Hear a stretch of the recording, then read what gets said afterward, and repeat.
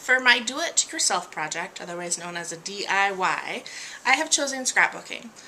Scrapbooking to me is a way to restore, preserve memories, commemorate memories, whatever you want to call it. It's a way to pick a picture and make a focal point. I prefer to use one picture. Some people like to use 6. It doesn't really matter as long as you're doing something you enjoy and you can preserve your memories. I'm known as the photo guru in my family, and you can often find me carrying around a camera or a phone and snapping pictures at random things. I prefer to do a 12 by 12 page so I can get as much out of my project as I possibly can. Some people like to do an 8 by 8. Some people like to just do cards and make greeting cards for people with a picture inside or just embellishments along the way. Your first step in making a scrapbook page is picking out your picture. At least for me, that's my first step. Some people may pick out their paper first. I may choose an outdoor picture. I may choose a windmill. I may choose a tree and a windmill, but most of the time it's going to be one picture. It might just be a structure. Something that I saw, picture turned out fabulous, and I thought it told a good story.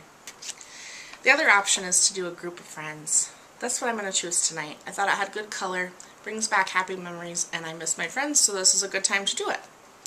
So with that, the first step being the picture, I've already selected it. My second step is then going to be to pick the paper. I'm picking reds with a little bit of yellow to bring out the tones in the picture, which is actually going to turn out pretty good.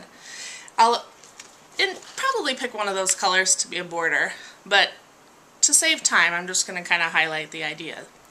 So I might trim my paper down into a border like this, or like a background per se to bring out color. I could use black on there too.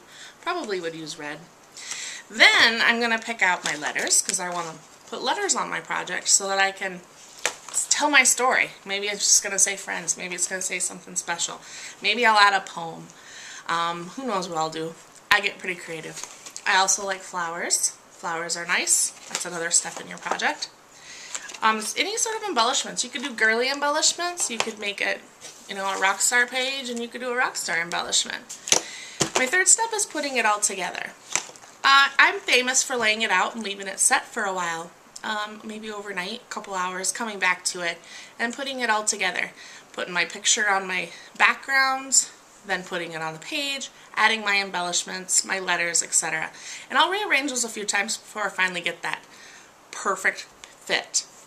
And then, in the end, I end up with something like this.